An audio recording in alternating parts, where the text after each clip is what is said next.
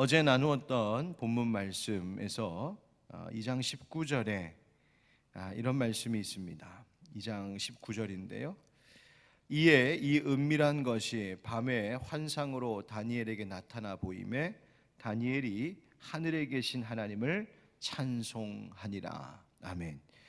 느부갓네살 왕이 꾼 그 꿈이, 그를 번민케 하는 꿈이 무엇인지 알지 못하고 그 해석도 알 수 없어서 그 땅에 있는 모든 지혜자들이라고 하는 자들이 죽음을 당하게 된 이 위기의 순간에 함께 다니엘과 친구들이 기도했고, 그 기도할 때 하나님은 밤의 환상으로 다니엘에게 그것이 무엇인지를 나타내 보이셨습니다.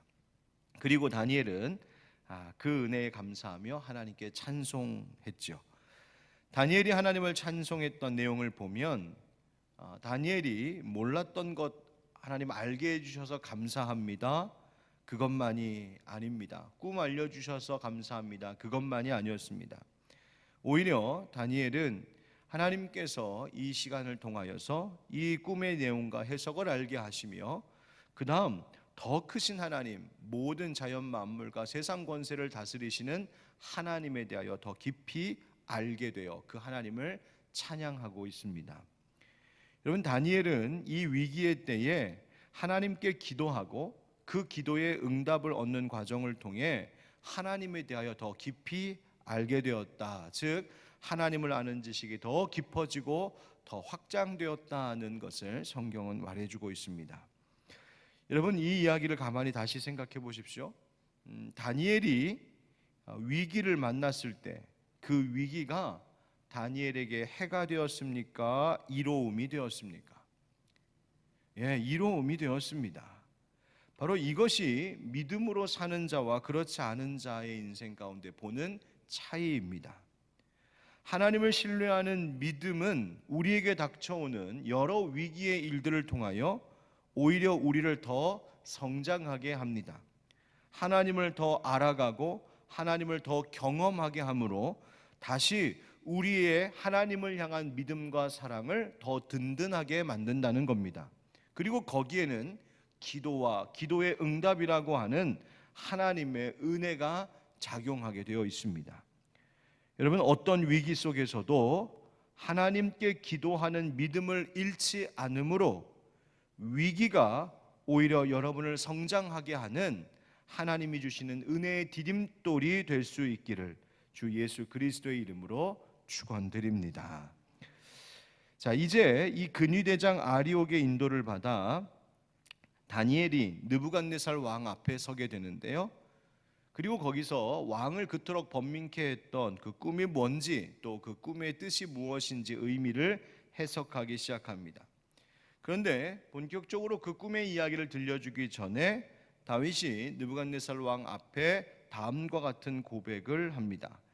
27절 말씀 보시면 다니엘이 왕 앞에 대답하여 이르되 왕이 물으신 바 은밀한 것은 지혜자나 술객이나 박수나 점쟁이가 능히 왕께 보일 수 없으되 28절 상반절에 오직 은밀한 것을 나타내실 이는 하늘에 계신 하나님이시라. 아멘. 오직 은밀한 것을 나타내실 분은 하나님이시다. 우리 30절 말씀은 같이 함께 읽어보실까요? 시작. 내게 이 은밀한 것을 나타내심은 내 지혜가 모든 사람보다 낮기 때문이 아니라 오직 그 해석을 왕에게 알려서 왕이 마음으로 생각하던 것을 왕에게 알려주려 하심이니이다. 아멘. 여러분, 무슨 말입니까? 사람이 할 수 없는 것, 세상에 아무리 지혜로운 사람, 실력을 가진 사람이라도 할 수 없는 그것을 누가 하신다? 하나님이 하신다는 겁니다. 아무리 뛰어난 사람, 지혜의 사람이라고 해도 하나님을 따라갈 수 없다는 것이죠. 모든 은밀한 것을 알게 하시는 분은 하나님이시라고 고백하고 있습니다. 그래서 다니엘이 자신이 지금 왕에게 알려드리는 이 일도 내 지혜가 다른 사람보다 뛰어나서 낫기 때문이 아니라 하나님께서 알려주신 것이다. 누구에게 영광을 돌리고 있는 거예요? 하나님께 영광 돌리고 있는 거예요. 여러분, 우리의 모든 일들은 하나님이 다스리시고 하나님이 주관하시는 것인 줄 믿습니다. 모든 것이 하나님 손 안에 있습니다. 꿈의 해석도 하나님 안에 있는 것이고 인생에 대한 해석도 하나님께 있는 겁니다. 여러분, 방금 우리가 함께 읽었었던 27절부터 30절 사이의 다니엘의 고백은 다니엘 시대보다 한참 오래전의 사람이었던 요셉에게서도 고백되었던 이 신앙 고백과 동일합니다. 요셉이 보디발 장군의 집에서 억울하게 옥에 갇히게 되었을 때 그 옥에서 술 맡은 관원장, 떡 맡은 관원장의 꿈을 해석하지 않습니까? 그때에도 요셉이 이렇게 고백했습니다. 창세기 40장 8절 말씀해 보니까 그들이 그에게 이르되 우리가 꿈을 꾸었으나 이를 해석할 자가 없도다. 요셉이 그들에게 이르되 해석은 하나님께 있지 아니하니까 청하건대 내게 이르소서. 아멘. 해석은 누구에게 있다고요? 하나님께 있다. 바로 이것입니다. 여러분, 요셉이 얼마나 억울했겠습니까? 또 요셉이 앞으로 어떻게 자신의 인생이 펼쳐질까 얼마나 답답했겠습니까? 하나님, 왜 내가 이런 일을 겪어야 되는 겁니까? 왜 나에게 이런 일이 있습니까? 앞으로 나는 과연 어떻게 되겠습니까? 얼마나 답답했겠어요? 여러분, 이런 질문들이 우리 인생 가운데도 있잖아요. 하나님, 내게 왜 이런 일이 있는 겁니까? 하나님, 이 문제는 어떻게 해결해야 됩니까? 하나님, 앞으로 나는 어떻게 되겠습니까? 이 질문들이 터져 나올 때가 있습니다. 여러분, 그때 기억하십시오. 요셉의 고백, 또 오늘 본문의 다니엘의 고백을 기억하십시오. 한번 잘 따라 하실까요? 오직 은밀한 것을 나타내실 이는 하늘에 계신 하나님이십니다. 아멘. 여러분, 우리의 인생의 모든 해석과 우리의 인생의 질문에 대한 모든 답과 그 길이 하나님께 있음을 알고 그분이 주시는 말씀과 그분께 올려드리는 기도에 우리가 늘 전념할 수 있는 믿음 잃지 않는 다니엘과 같은 이들 될 수 있기를 주님의 이름으로 축복합니다. 자, 이제 다니엘이 그 꿈을 해석합니다. 그 느부갓네살 왕이 꾼 꿈이란 여러 재료로 만들어진 거대한 신상을 보는 꿈이었는데요. 오늘 성경에서 이미 우리가 읽었지만 머리는 순금으로 되었고 가슴과 팔은 은으로 되어 있었고 배와 넓적다리는 노스로 종아리는 쇠로 발은 쇠와 또 흙이 함께 그렇게 재료로 쓰여져서 거대한 신상이 만들어진 것을 보았습니다. 이 꿈의 이야기가 무슨 뜻일까? 바로 그 순금으로 된 머리란 가장 강력했던 당시 제국 바로 바벨론과 그 느부갓네살 왕을 말하는 것이요, 은으로 만들어진 가슴과 팔이란 금보다 조금 못한 은, 그러니까 느부갓네살과 그 바벨론보다 더 못한 한 나라가 일어날 것이다 라는 뜻이죠. 바로 역사적으로 보면 메대와 바사를 이야기하는 겁니다. 또 그 다음 배와 넓적다리 노스로 이루어진 것은 그 은보다도 두 번째로 못한 다른 나라가 일어날 것인데 바로 역사적으로는 그가 바로 헬라 제국을 의미합니다. 종아리가 쇠가 되었다는 것, 쇠로 만들어졌다는 것은 그보다 더 약한 나라, 쇠가 다른 모든 것을 갈아버리는 것인데 바로 그 쇠, 바로 로마 제국을 말하는 것이요, 발은 쇠와 흙으로 만들어졌는데 이 쇠와 흙이 섞이지 않죠. 그러니까 여러 나라들, 그래서 한편은 강하지만 한편은 약한 여러 나라들이 그 다음 이어질 것이다.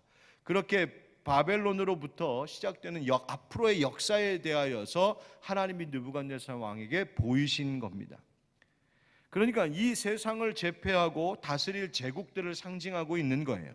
그런데 앞으로 다스리게 될 이 땅의 많은 제국들, 역사가 계속 이어져 가면서 그 제국이 바뀌게 되는데 그 제국들의 모습이 점점 강해지는 것이 아니라 오히려 그 나라가 바뀔수록, 역사가 뒤집어질수록 그 제국은 점점 더 약해지더라. 결국 하나님을 섬기지 않는 나라는 점점 그 질이 떨어지고 있는 것을 보여주고 있습니다. 그런데 45절 말씀 같이 함께 읽으실까요? 45절 시작. 손대지 아니한 돌이 산에서 나와서 쇠와 놋과 진흙과 은과 금을 부서뜨린 것을 왕께서 보신 것은 크신 하나님이 장래일을 왕께 알게 하신 것이라.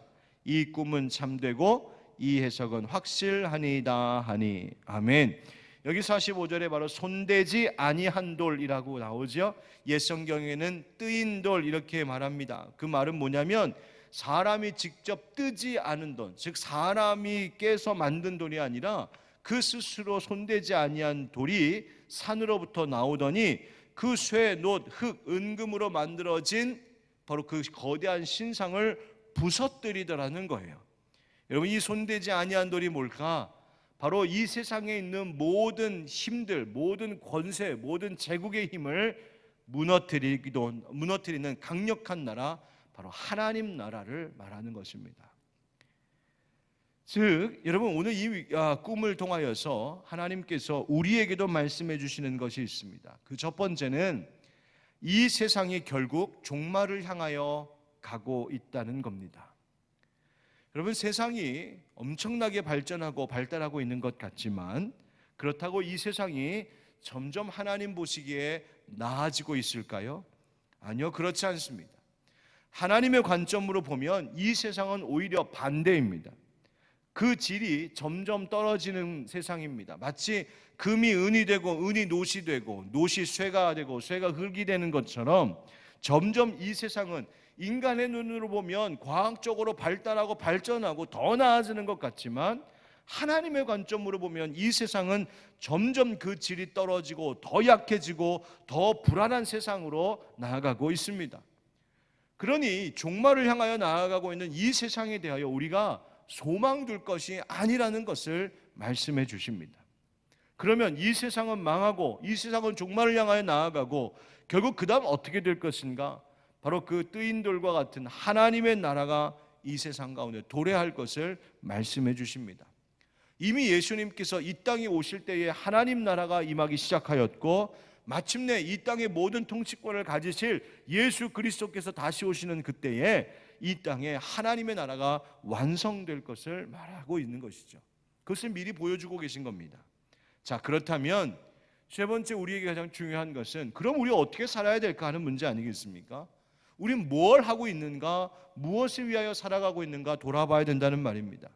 여러분, 그 뜨인 돌로 인하여 결국 부서질, 점점 약해지는 그 거대한 신상과 같은 그런 세상 나라에 편승하여 그 세상에 휘황찬란하게 보이는 것에 취하여서 그렇게 살아갈 것인가?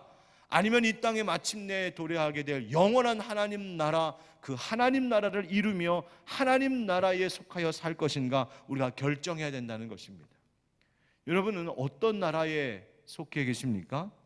세상의 힘으로 되어가는 이 세상 나라와 사회의 구조에 그저 기대어 살아가면서 이 세상 나라 세우는 데 일조하며 사시겠습니까? 아니면 하나님의 평화, 하나님의 질서, 참된 진리와 기쁨으로 세워지는 하나님 영원한 나라 위하여 살아가겠습니까? 여러분, 어떤 사람이 배를 타는데 만약에 그 배가 좌초될 배라는 것을 뻔히 안다면 여러분, 그 배에 타겠습니까? 안 타겠습니까? 내가 안 타는 것은 물론이거니와 그것을 타고 가려고 하는 사람도 발목 잡고 타지 말라고 외치지 않겠습니까? 막지 않겠습니까? 이 건물이 무너질 것을 안다면 그 건물에 들어가겠습니까? 아니면 들어가려고 하는 사람까지 막으면서 안 들어가겠습니까? 뻔한 것 아닌가요? 여러분, 이 세상이 그렇다는 거예요.